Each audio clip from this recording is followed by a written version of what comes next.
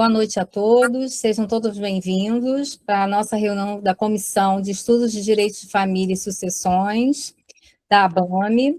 Para quem não me conhece, eu sou a Dilane Magnavita Ferraz, eu estou como presidente da comissão, e aqui tem os demais membros e convidados associados da ABAME, sejam todos bem-vindos. Hoje faremos uma reunião, né, falando sobre o tema partilha de bens no imóvel financiado, e o que os tribunais vêm decidindo sobre isso. E a doutora Márcia, membro da comissão, vai explanar sobre o tema. Ela vai dar uma introdução sobre o posicionamento e discutiremos aqui sobre essas questões. Doutora Márcia, seja bem-vinda. Passo a palavra para você tocar aqui a nossa reunião. Boa noite. Muito obrigada, doutora Dilane. Boa noite a todos. É um prazer estar na presença de vocês para poder estarmos debatendo sobre esse assunto que é muito importante e ele envolve não só o direito de família, mas o direito imobiliário, o direito tributário, ele vai com vertentes em várias áreas. E deixa eu me apresentar. Me chamo Márcia Virtuoso, eu já advogo na área da regularização imobiliária, família e sucessões, já vai para 21 anos, já tem bastante tempo. E, obviamente, a cada geração que passa, né, os tribunais eles vão convertendo conforme os costumes da sociedade.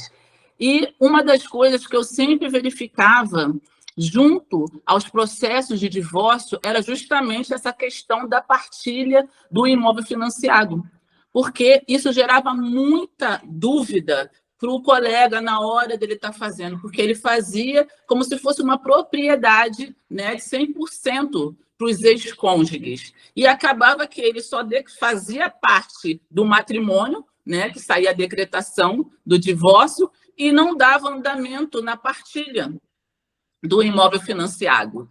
Então, ficava aquela dúvida. Afinal de contas, o imóvel financiado entra ou não na partilha de bens? E a resposta é sim. Entra na partilha de bens, mas não de forma como a propriedade no total, e sim referente às parcelas que foram pagas pelos ex-cônjuges, né? Então, você tem que fazer uns cálculos aritméticos para poder fazer essa partilha, e não da totalidade do imóvel. Na verdade, é só aquela parte da posse que os ex-cônjuges detinham. E os tribunais brasileiros eles possuem um entendimento consolidado referente a essa matéria, especialmente o STJ, que reiteradamente reconhece que o imóvel financiado ele compõe o acervo patrimonial do casal, devendo ser objeto de divisão nos termos do regime de bens adotado. Porque, na maioria das vezes, a gente também tem essa questão de, às vezes, o homem colocar o imóvel financiado no nome dele. E ele, né, entrar num casamento, o regime seu da comunhão universal de bens. Então, a ex-cônjuge, ela tem direito, né, nessas parcelas. Ou então no regime da comunhão parcial de bens. Mas, na maioria das vezes, o casal ele compra o imóvel junto. Então, fica aquela briga para saber quem é que vai ter mais direito com o outro. Então, a gente tem que ter esse posicionamento. Então, o que os tribunais eles vêm com entendimento predominante? Com relação à partilha dos direitos aquisitivos. Quando o imóvel está financiado, o que se partilha são os direitos e obrigações decorrentes do contrato de financiamento. O casal ele não possui a propriedade plena do imóvel. E a escritura definitiva ela só é conferida após a quitação integral do financiamento, mas possui direitos patrimoniais reconhecidos sobre o bem, que são plenamente passíveis de divisão judicial. E o STJ ele consolida que esses direitos aquisitivos compõem o patrimônio comum e devem ser divididos segundo o regime de bens vigente durante a convivência. E a outra questão do STJ também é com relação às parcelas pagas após a separação. Por quê? As parcelas pagas por apenas um dos cônjuges após a separação de fato. Se somente um deles honrou com financiamento sozinho, o juiz ele reconhece simultaneamente a meação sobre o patrimônio construído até a separação e o crédito de ressarcimento em favor de quem suportou sozinho as prestações posteriores. Essa situação ela é extremamente comum, né, nas ações de divórcios litigiosos e exigem a atenção especial dos profissionais de direito para poder estar elaborando esses pedidos. Eu coloquei algumas emendas relevantes dos tribunais estaduais, eu coloquei do TJ, MJ, nessa documentação que eu disponibilizei para a comissão. Vocês vão estar lá verificando que o Tribunal de Justiça de Minas Gerais, no seu julgamento com relação à ação de divórcio litigioso, comunhão universal de bens e imóvel de partilha de imóvel financiado. Em comunhão universal de bens, deve ser partilhado o valor das parcelas pagas até a separação de fato. O cônjuge que permanece no imóvel e continua pagando as parcelas remanescentes deve indenizar o ex-cônjuge pelo valor que lhe cabe na partilha, excluindo-se a dívida remanescente.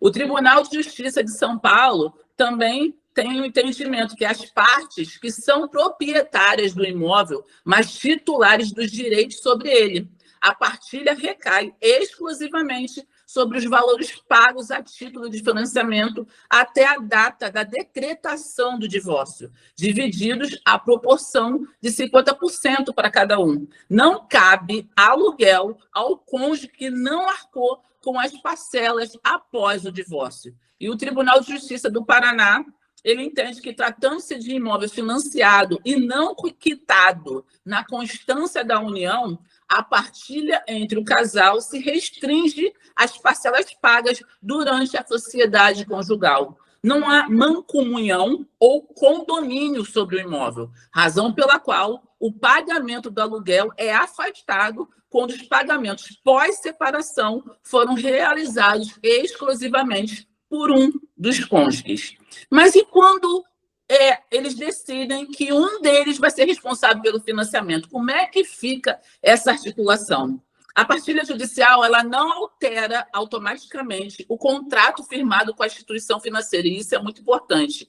Ambos os cônjuges podem continuar responsáveis perante o banco até a formalização de medidas, né? Que, no caso, o juiz ele determina, né, na partilha, né, na homologação daquela partilha, quem ficará exclusivamente com o imóvel, mas isso pode ficar ainda vinculado perante a instituição financeira. E essa é uma das armadilhas mais comuns em processos de divórcio. A decisão judicial, ela resolve a questão entre as partes, mas tem a eficácia direta frente à instituição financeira. Por quê? Para que os cônjuges sejam liberados formalmente do contrato, é necessário percorrer alguns caminhos que eu vou falar aqui.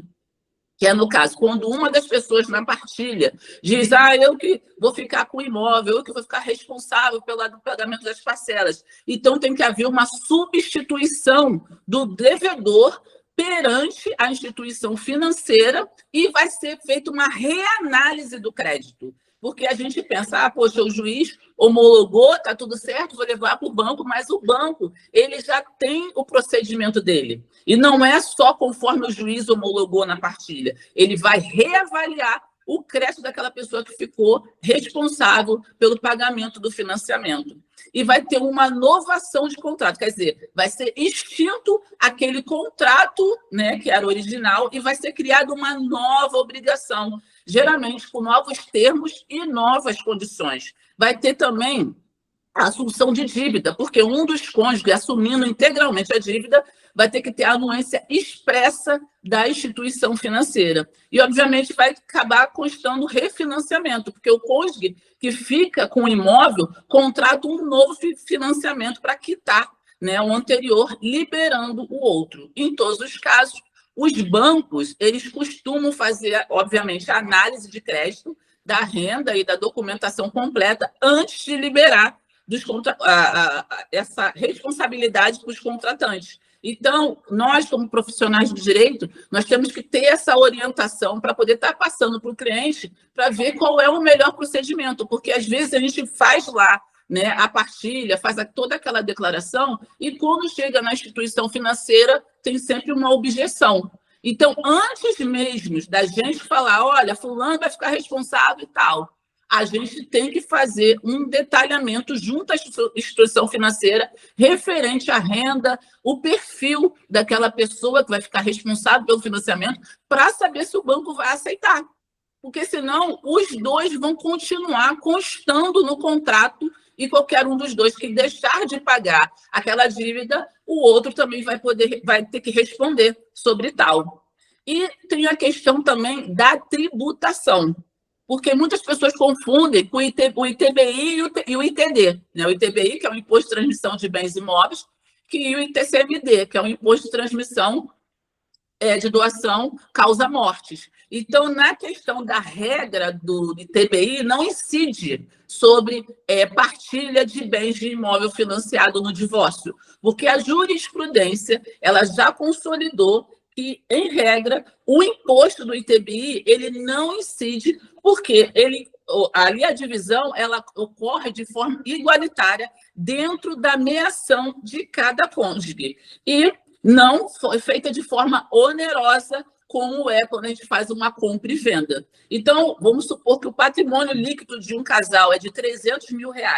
Cada um receberia R$150 mil correspondente à sua meação, mas não há transmissão tributável. Nenhum município ele pode exigir a incidência do ITBI nessa situação, porque isso já é pacificado pelos tribunais superiores. Mas e quando há excesso na meação? Porque, obviamente, quando um dos cônjuges abre mão para o outro, ele renuncia à parte dele, o outro vai ter que pagar o excesso na meação. Então, a incidência, no caso, seria do ITCMD. O excesso na partilha ele é calculado pelo Estado. O Estado que vai ficar responsável por estar fazendo essa operação. Né? E isso até justifica, porque como não há uma transação onerosa, uma parte não está vendendo para a outra, a incidência do ICMD é obrigatória. Então, sobre a parcela, o ICMD é o quê? Vai chegar, o imóvel é 300 mil. Né? Então, aquela pessoa que está abrindo mão de 150 mil. Então, o imposto vai ser calculado em cima desses 150 mil que está sendo a mais para o ex-cônjuge. E como é que a gente faz, mais ou menos, o cálculo da partilha do imóvel financiado? O cálculo correto é a gente fazer um laudo, né, com o valor de mercado do imóvel, né, menos o saldo devedor, que aí a gente vai saber o patrimônio líquido partilhável no divórcio. E esse patrimônio líquido é, então, dividido conforme as regras do regime de bens adotado pelo ex-casal. É, obviamente, recomendável obter essa avaliação atualizada, preferencialmente pegar um corretor de imóveis ou um perito, né, judicial, né, como o divórcio vai ser litigioso, se for o caso, um perito judicial credenciado para poder evitar discussões futuras sobre o valor, né, da base de cálculo utilizado ali naquela partilha. E o regime de bens, os efeitos deles na partilha de imóvel financiado. Né? Dependendo do regime de bens que o ex-casal adotou, vai seguir essa situação. Se for o regime da comunhão parcial de bens, vai ser aplicado, comunica-se a entrada paga com recursos comuns, as parcelas pagas durante o casamento e a valorização patrimonial ocorrida durante a convivência. Em regra, cada cônjuge tem direito a 50% do patrimônio líquido construído durante o casamento. Bens adquiridos antes do casamento, em regra, não se comunicam. A comunhão universal de bens. Nesse regime, todo o patrimônio e todas as dívidas integram a comunhão, salvo exceções previstas em leis como recebimento de herança com cláusula de incomunicabilidade.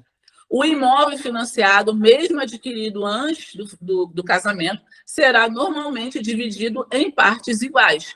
A dívida do financiamento também é assumida conjuntamente, e o que pode gerar, obviamente, discussões complexas sobre a distribuição do passivo.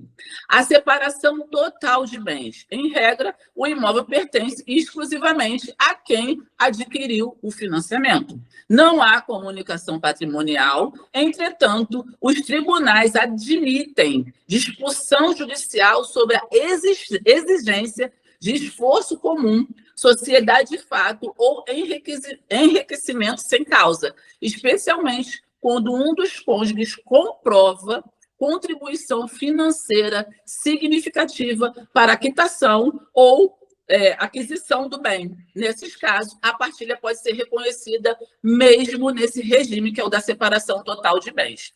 Então, os pontos aqui que a jurisprudência consolidou. Primeiro, imóvel financiado integra a partilha.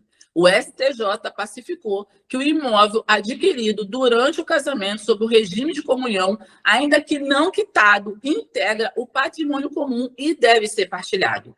O objeto da divisão, obviamente, são os direitos aquisitivos e não a propriedade plena. Segundo, direito de ressarcimento por parcelas pagas após a separação.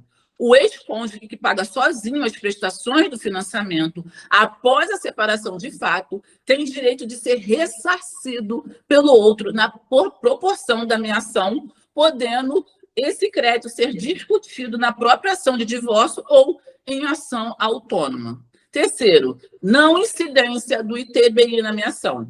STF e STJ são unânimes. A partilha igualitária dentro da meação não configura transmissão tributável, afastando a incidência do ITBI. Somente o excesso da meação pode ser tributado.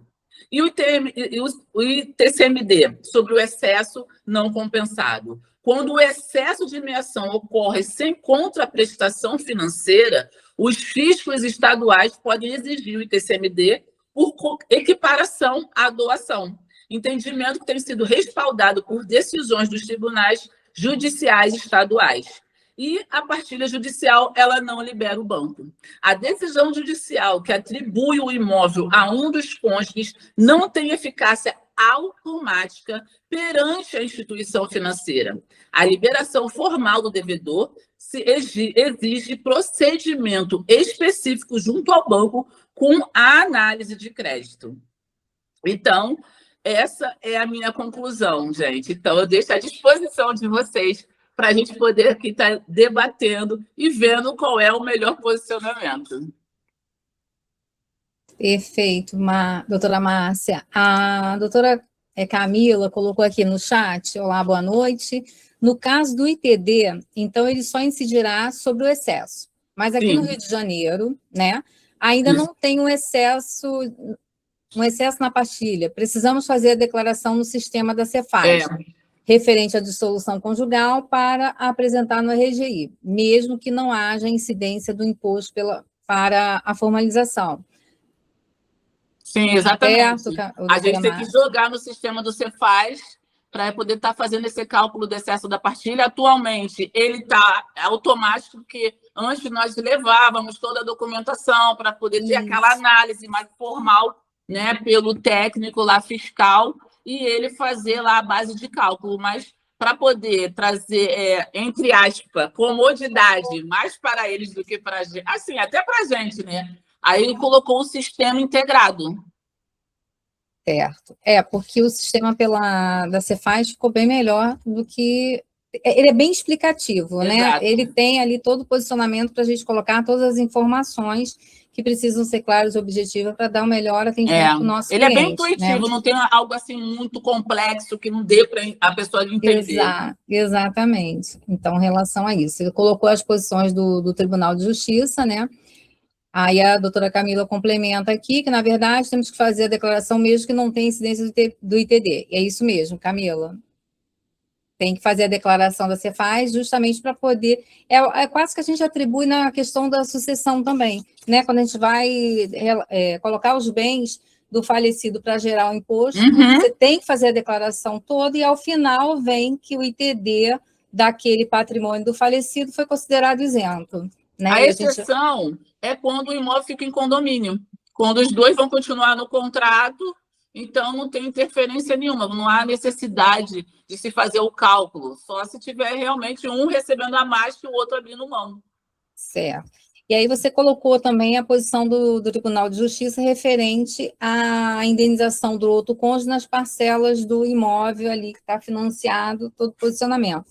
Mas também tem decisão do Tribunal de Justiça em relação à pessoa que ficou, por exemplo, a esposa ficou no imóvel com a filha menor. Então, também já tem decisão do Tribunal de Justiça que não há cobrança de aluguel referente àquele posicionamento, nem a participação dos valores do financiamento por conta da moradia da criança, né? Que isso é uma tese que tem que ser colocada em função que o imóvel não está sendo usufruído especificamente só o cônjuge que ficou no imóvel, e sim para a criança do casal que tem filho menor referente a isso, né? Exatamente. Então, a gente tem que estar sempre aí buscando... E tem até a questão de quando o casal quer colocar o imóvel no nome do filho. Até tive uma situação agora, recentemente. Eu falei, gente, vocês só podem fazer doação da propriedade que pertence a vocês. A propriedade ainda não pertence a você. A propriedade é do banco. O imóvel ainda está financiado. Então, é o que mais a gente escuta. Exatamente, é o que mais a gente escuta em relação a isso. Eu também fiz uma assessoria jurídica essa semana, justamente a pessoa indagando esse posicionamento. E eu falei assim, não, a propriedade é do banco, então você só pode fazer isso após a quitação. Exato. Aí vocês colocam ali. Né? Outra situação, até porque a pessoa colocou, foi feito no divórcio, a gente fez a partilha e foi decidido que o imóvel ficou em nome da minha filha. Exato. Sendo que...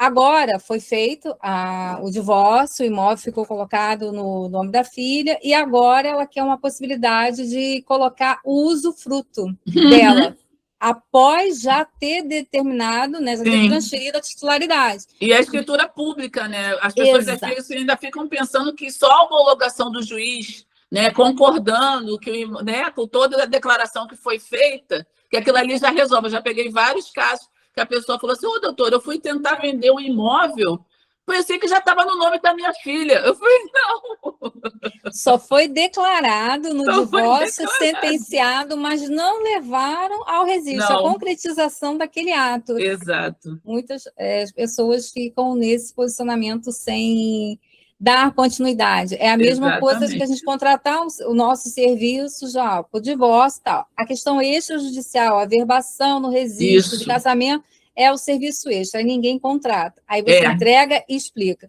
Mas, doutora, não, mas... Olha só, eu expliquei, você tem que ir lá fazer a averbação do divórcio, e vai. Né? Então, as pessoas esquecem. Então, é muito importante que os advogados façam essa orientação, né? E firme no contrato qual vai ser o serviço que vai ser aplicado. Tá? Exatamente. Eu deixo bem claro para a pessoa. Eu faço a parte jurídica, mas essa parte do cartório de registro de imóveis não é obrigatoriedade da presença do advogado. Qualquer um de vocês pode resolver. Só que vocês têm que entender de registro público também, quando caem as exigências. E isso é o grande... complica a situação. Tem um caso também que a pessoa fez o inventário. Não pode deixar que eu vou fazer o registro formal de partilha. Aí pergunta, e aí, já... Não, o cartório até agora não falou nada. Poxa, já passaram 15 dias, 30 dias. Olha, tem que ir lá, vai cobrar do cartório, né? Porque nem a menção de uma exigência ainda o cartório mencionou.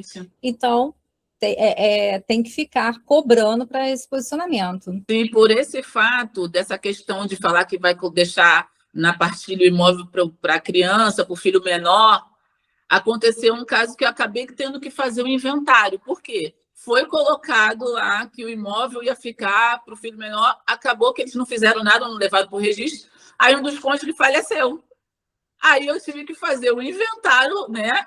Levar para registro, aí ia estar lá constando que houve o divórcio, que não teve a partilha de bens, né, registrada. Aí eu tive que jogar o inventário. E agora, como era filha única, estava tudo certo.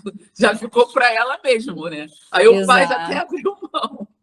Até a doutora Camila aqui colocou, aqui no chat também, ela reforçou aqui, né? Inclusive, se a gente não realizar a declaração do ITD, não há como registrar. Exatamente. Bem, tudo direitinho, a doutora Tatiana também colocou aqui, que é mais um produto de esteira de serviços, né? Sim. Exatamente. A partir do momento que a gente oferece um serviço extrajudicial para a realização do divórcio, inventário, como judicial, a gente também pode fazer esse outro serviço. Não, olha, ofereça a averbação, o registro de imóveis, porque não é um procedimento tão complicado, né? Exato. E até para os advogados, nós já estamos acostumados com o procedimento e até debater com o cartório, questionar sobre alguma exigência, né? Porque muitas vezes o cartório vai falar, não, é isso aqui, e a pessoa não está bom, e às vezes não, a gente entra com argumento, questiona ali e consegue...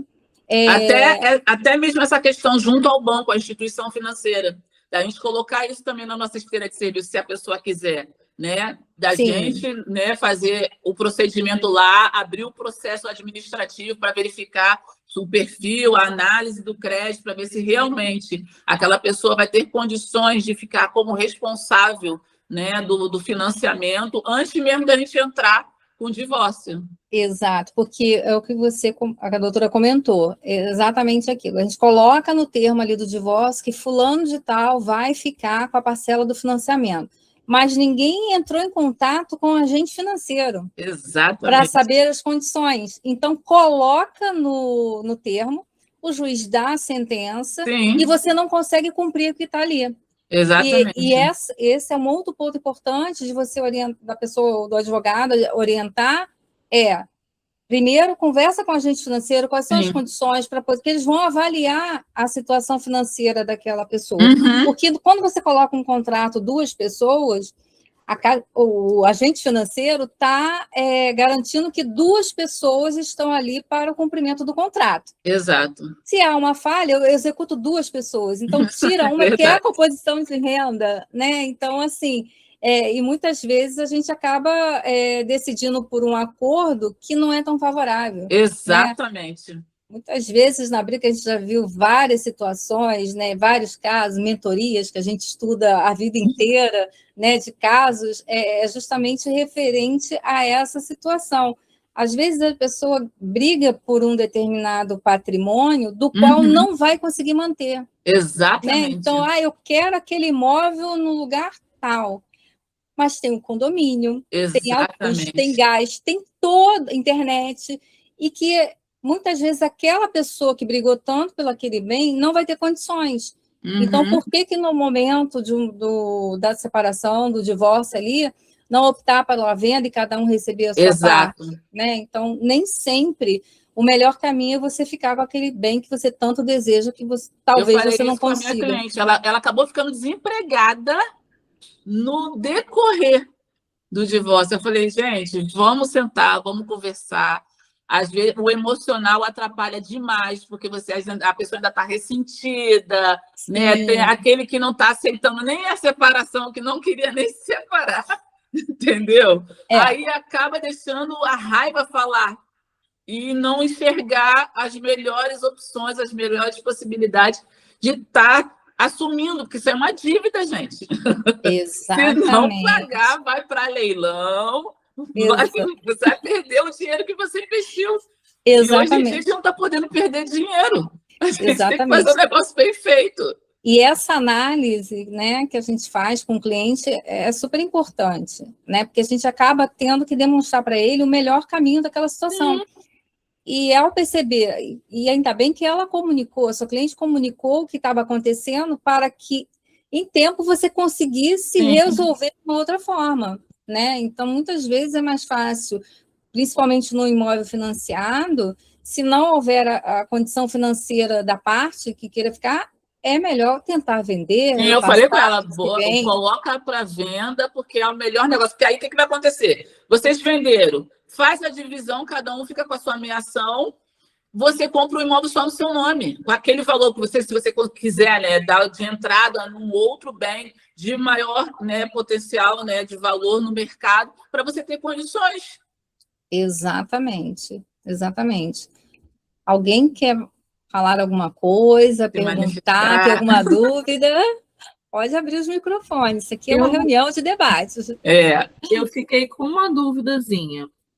Eu estava acompanhando aqui pelo teu slide. Sim. E fiquei com dúvida no caso da comunhão universal de bens. Sim. Comprado antes ou comprado durante. Gente, o que meu tá... Deus. Oi? Saiu um tiroteio aqui agora. Eita! Meu... Você está onde? Não, eu estou em casa. Sabe quando dá aqueles tiros aleatórios? Aham. Assim. Eita. Loucura. Tá longe da janela, né? Sim. Cuidado aí, vamos lá. Mas pode falar.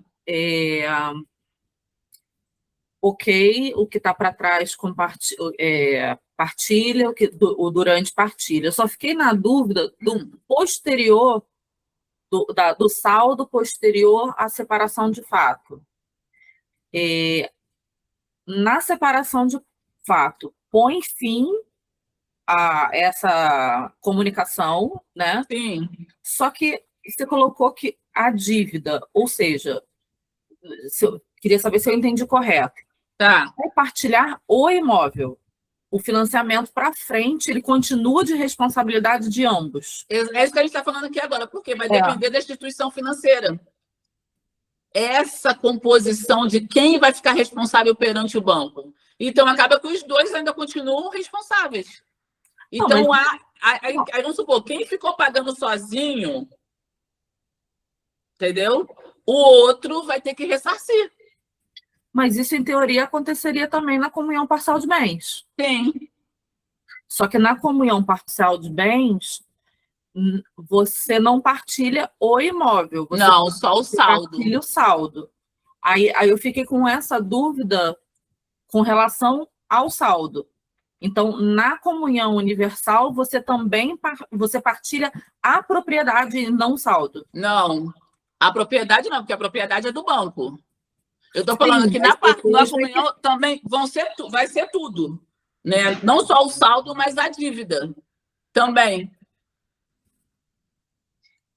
Entendi. Deixa eu falar, eu entendi também que na comunhão universal, igual na comunhão parcial, vai se partilhar só o que saldo. Foi pago até a data da separação de fato. É isso? Isso.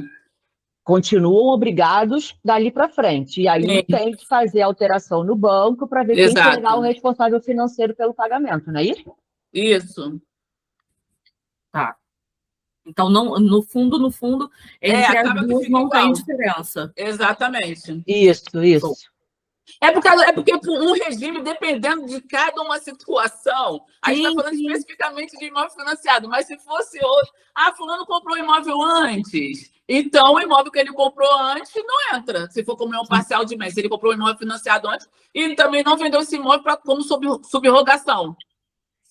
Então é só dele. Sim. Eu tinha ficado um pouco perdida nesse pedaço, mas entendi. Tá ótimo. Não, mas é sempre bom a gente botar esses questionamentos justamente para poder trazer a consciência de que porque uma hora vai parar isso na nossa mão. Pode ter certeza. Já está se vencendo. Por favor, venha tranquilos. Quando que essa nossa prece é ouvida? Não, os anjos já estão assim, ó. Os anjos já estão falando, por favor. Não, eu acho que os anjos pensam assim, minha filha, você me pede todo dia prosperidade e leads. Eu estou trazendo. Você agora está exigindo que a lead seja tranquila, né?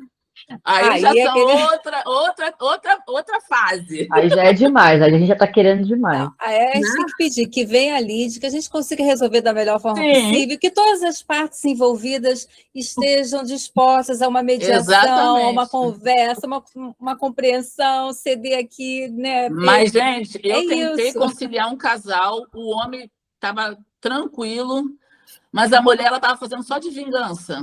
Tipo assim, de não aceitar, até a própria juíza mesmo falou, gente, o ideal é que se chega num acordo, cada um sai com a sua parte, não, eu não aceito e tudo mais, e caiu na 4ª vara de família do Meia. Alguém tem algum processo na 4ª vara de família? A juíza, ela até tem boa vontade, mas maravilhosa. o processo não anda. Não, o cartório é horrível. Esquece. O meu Eu só ainda avisei para a andou- pessoa, se a gente não decidir aqui em audiência, o processo vai se levar anos. Ela simplesmente falou assim, para mim tudo bem, não me importa. Assim. Então, você sabe como que o meu processo andou rapidinho num processamento? Sim. Eu perdi a paciência no balcão, depois de falar 500 vezes, falei assim, eu escrevi... Impressionante como um cartório com uma juíza tão boa tem um cartório tão fraco. Exatamente. Mas, Exatamente. ok, muito obrigada. No dia certificaram o que eu estava pedindo. Ah, então. Eu também tive que ir lá encostar o umbigo no balcão, assim, porque a gente, às vezes, é necessário.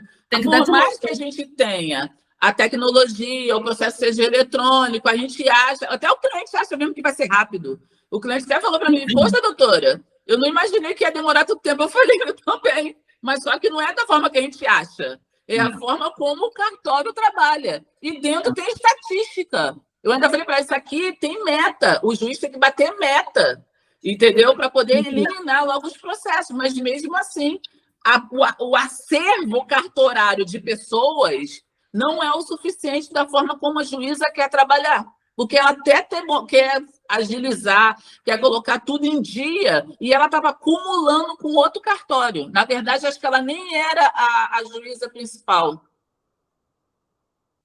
Tem isso.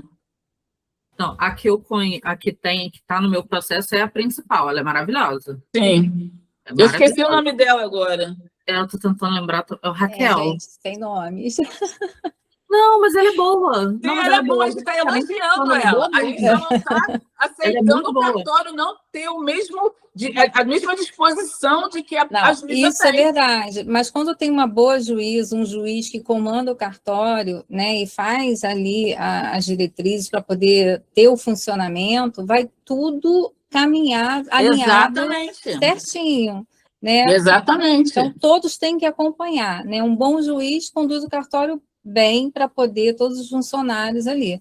Exatamente. Porque a gente realmente, em determinadas situações, eu falo com o cliente, doutora, qual o prazo? Eu falo assim, não tem, eu sei o meu prazo que eu vou dar para você, para poder, olha, você chegou aqui, a minha proposta de honorários é essa aqui, o processo vai ser isso e isso, agora, eu te dou o prazo que eu vou distribuir a ação. Exato. Acompanhar e estar ali intensificando o meu trabalho para o cumprimento, cobrando do cartório, todo o procedimento. Mas o prazo final, isso aí é aquela pergunta de $1 milhão que a gente não ainda sabe mais responder. Como esse de imóvel financiado, partilhado, essas questões assim minuciosas, que tem que ter um detalhamento, tem que ter um esclarecimento tudo certinho, para que depois, porque até mesmo quando acontece com o inventário, a gente fecha o formal de partilha, aí chega no registro de imóveis, tem que voltar para o judicial de novo, porque tem um monte de exigência. Exato. A gente tem que fazer a partilha, tanto do divórcio quanto do inventário, para o registro de imóveis. A gente não tem que fazer para o juiz. E na maioria das vezes que eu pego alguns processos, né, que às vezes os colégios que não deram continuidade, foi justamente isso. Porque a pessoa ela trabalhou mais para agradar o juiz, vamos dizer assim, para o juiz homologar logo, mas quando chegou lá no registro de imóveis, eu tive que voltar tudo de novo.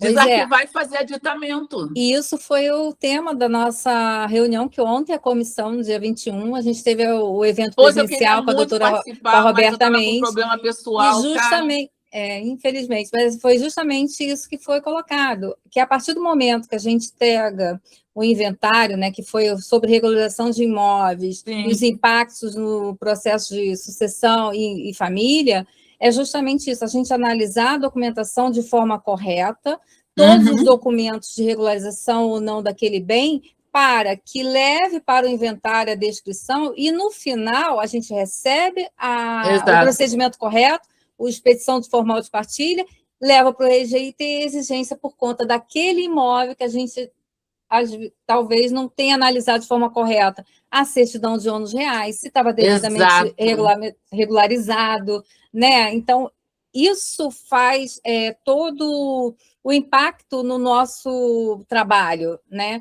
Então, que muitas vezes vai chegar no RGI e ter uma exigência que vai ter que voltar para o judiciário gente, para fazer uma retificação. Eu estou fugindo de retrabalho. Pois é, então é justamente isso que a gente tem que prestar atenção, tem que estar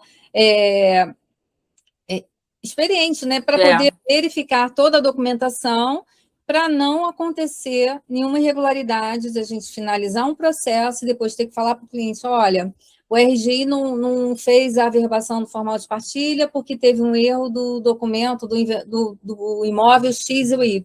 Exato. Como é que você vai falar para o cliente? Mas, doutora, como assim? Você não olhou a documentação e tal? E aí, o que a gente faz, né, nessa situação? Então, foi bem enriquecedora ontem a palestra, como está sendo essa de hoje, aqui a nossa primeira reunião temática, né, da Comissão de Direito de Sucessões e Família. Temos aqui os associados e convidados, né, da nossa comissão. E alguém tem alguma pergunta, quer comentar alguma coisa do que a gente está sobre a palestra de hoje? Sobre a reunião de hoje, porque a gente precisa provocar. A ABAME está aí dando está de portas abertas para poder a gente levar, provocar, né, as situações, ter um debate, como a gente está falando hoje sobre imóvel financiado, e debater e encontrar soluções para apresentar uma recomenda para o presidente, né, para a gente lutar junto ao judiciário, aos órgãos, para que a nossa advocacia seja da melhor forma possível, né, que a gente consiga ter os melhores meios de trabalho para que a gente tenha um resultado que o nosso cliente merece, aquilo que a gente se empenha para trabalhar, né? Então, a gente precisa de debates como este. Exatamente, então, eficiente. A eficiência a gente até se dispõe a ter, agora tem que ver junto aos cartórios essa situação também, né? Porque é muito complicado, porque a gente até coloca toda a formalidade da lei, a gente apresenta toda a declaração feita, mas a gente esbarra nessas questões registrais. Né? Se a gente não observar, não fizer uma boa análise da matrícula do imóvel, às vezes eu vejo pessoas juntando matrícula de imóvel de 1980. Já peguei um processo assim, ou às vezes nem junta a matrícula do imóvel, junta só a escritura, que foi feita em 1900 e biscoitinho. Aí eu falo, mas essa escritura foi registrada? Aí a parte, não sei, o advogado falou. Aí quando eu vou ver, não tem nada. Às vezes não tem nem a matrícula aberta. Às vezes até transcrição. Transcrição, um monte, né? Aí eu fico, meu Deus! E aí muitas vezes passa, né? Porque às vezes tem algumas varas de sucessões, famílias, né? Que você tem até o despacho, vem com todas as solicitações ali. Né, das certidões, eu estou com um processo de sucessão que a juíza foi, assim, excelente. No despacho, ela colocou tudo. A gente já sabe quais são as certidões, mas ela deu passo a passo, certidão tal, se houver acordo é isso, se fizer isso, apresenta. Então, você já está ali com um processo praticamente encaminhado para você realizar todo o procedimento de forma correta. Exato. Então, a partir do momento que a gente não observa esses detalhes, ou se pega um inventário. Muitas vezes eu já peguei, você pegar um inventário no meio do caminho, nossa, é complicadíssimo, você pega, e infelizmente o outro colega não teve o cuidado, aí você tem que refazer o inventário, né, e colocar todo o procedimento ali. Então, como você mesmo falou, doutora Márcia, se não olhasse a certidão, que a gente tem que apresentar com 30 dias, até 30 dias, né, de validade, a gente perde a oportunidade e muitas vezes deixa de verificar o que realmente tem naquele imóvel. Né? Porque a certidão de R$11 é a certidão de nascimento do imóvel, onde todos os atos estão colocados ali para conduzir o processo da melhor forma possível. Né? Exatamente. Então, e outra questão também é com relação à prefeitura. Porque, às vezes, na matrícula do imóvel, o imóvel está com uma descrição. Lote, vamos supor, tá? Lote, terreno, quadro, não sei o quê. E na prefeitura ele já tem o código de logrador, já tem um nome de rua. Exato. Aí a pessoa faz tudo em nome de rua, faz o imposto em cima de nome de rua, blá, blá, blá, e ainda está constando na matrícula como lote, quadra, loteamento, tal, não sei o quê.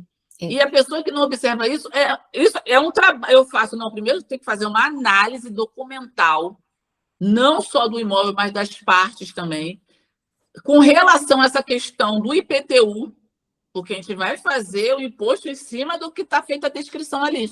Quer dizer, é mais um trabalho que você vai ter, e às vezes você nem colocou no seu contrato de honorários aquele trabalho. Exato. Você engole mosca mesmo. Então, isso tudo tem que fazer antes. Exatamente. É como a doutora Tatiana colocou aqui no chat também, que não é só o cuidado, mas é a crença que todo mundo tem de que o inventário é molezinha, não precisa estudar, não precisa se especializar. Não é isso. A gente faz parte de turmas de mentoria que a gente está estudando todo momento, entendeu? Porque tem que estar atualizado. O inventário não é molezinha. E se você não souber colocar ali as primeiras declarações, entender todo o contexto de quem é herdeiro, quem vai, que se tem legado, se tem, né? Então, são várias situações que não é fácil. Você tem que ser especialista, você tem que ter o cuidado, você tem que estudar, você tem que se especializar, entendeu? Eu peguei um divórcio que, no caso, a colega tinha colocado a certidão de R$11, mas quem tinha vendido o imóvel nem estava na matrícula do imóvel. Pois é. Então, era esses posse. detalhes precisa, entendeu? Era posse. Exato. Ainda tem isso também. Aí, quando eu falo que eu cobro a consulta jurídica, é justamente para poder fazer esse trabalho. Para analisar toda a cadeia, né? Toda a cadeia sucessória, né? A ordem cronológica lá no registro e tudo mais, porque isso dá trabalho. É um trabalho. Sim. E as pessoas pensam, não, pô, é só juntar isso no processo, o juiz homologa, tá tudo certo, não precisa olhar nada. Não realmente não é dessa forma, tá? Alguém tem mais alguma dúvida ou quer colocar alguma coisa? Não. Mais alguém? E eu espero que tenha sanado, né, as dúvidas que tiveram, a apresentação. Nada? Então, vamos encerrar. Eu agradeço a doutora Márcia pela apresentação do tema de partilha em imóvel financiado. Muito obrigada por compartilhar os seus conhecimentos conosco, gerar esse debate. Agradeço a todos os convidados presentes, aos associados da ABAME, que estão presentes na reunião. E colocamos aqui, eu estou como presidente e peço aqui que estamos à disposição, todos os membros, a doutora Márcia, membro da comissão, a doutora Fernanda, a doutora Tatiana, a doutora Camila, que está aqui presente. Então, a comissão está de portas abertas para quem quiser participar, né? Estamos aqui abertos para entrar em contato com outras comissões, para a gente apresentar um debate aqui nas reuniões temáticas, para acrescentar ainda mais a nossa advocacia. Tá? Então, obrigada. Boa noite a todos. Obrigada, gente, pela oportunidade. Tchau, tchau. Fica com Deus. Boa noite, obrigado. Tchau, tchau. Tchau, tchau.